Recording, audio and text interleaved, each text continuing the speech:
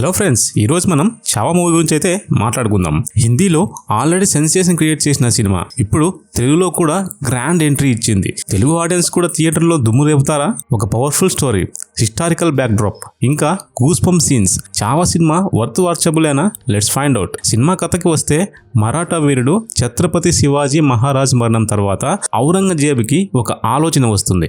అదేంటంటే మొత్తం మరాఠా సామ్రాజ్యాన్ని స్వాధీనం చేసుకోవాలి అని. కానీ అక్కడే స్టోరీకి మలుపు తిరుగుతుంది. శివాజీ కొడుకు సంభాజీ మహారాజ్ మొఘల్ సామ్రాజ్యానికి ఓ పెద్ద వార్నింగ్ ఇస్తాడు, మరాఠాల వైపు కన్నెత్తి కూడా చూడొద్దు అని. కానీ ఔరంగజేబ్ ఎదురుదాడి తిరిగితే ఎలా ఉంటుంది? యుద్ధం ఎలా జరిగింది? ఎవరు గెలిచారు?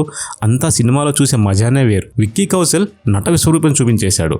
కొన్ని సీన్స్లో ఒకేసారి గూస్ బంప్స్, ఎమోషన్, రాయల్టీ అన్నీ ఫీల్ అవుతాయి. వార్ సీక్వెన్స్ అయితే రియలిస్టిక్గా చేశారు. థియేటర్లో మీ పల్స్ రేట్ పెరుగుతుందనుకోండి. సాలిడ్గా ఉన్నాయి. ముఖ్యంగా సింహంతో ఫైట్, క్లైమాక్స్ పోరాటం ఒక్కోసారి నర్వ్ ర్యాకింగ్గా ఫీల్ అవుతుంది. సింహంతో ఫైట్ తెగ వైరల్ అవుతున్న ఫైట్ సీన్ ఇది.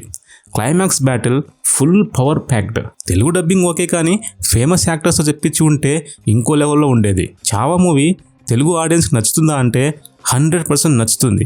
హిస్టారికల్ మూవీస్, యాక్షన్ లవర్స్ తప్పకుండా చూడాల్సిన సినిమా. మీకేమనిపిస్తుంది? మీ అభిప్రాయాన్ని కామెంట్స్లో చెప్పండి. అలాగే ఈ వీడియో మీకు నచ్చినట్లయితే లైక్ చేసి, షేర్ చేసి నా ఛానల్ సబ్స్క్రైబ్ చేసుకోండి. బెల్ ఐకాన్ ఆన్లో పెట్టుకోవడం మర్చిపోవద్దు. ఇంకో ఇంట్రెస్టింగ్ మూవీతో మీ ముందుకు వస్తా. Stay tuned.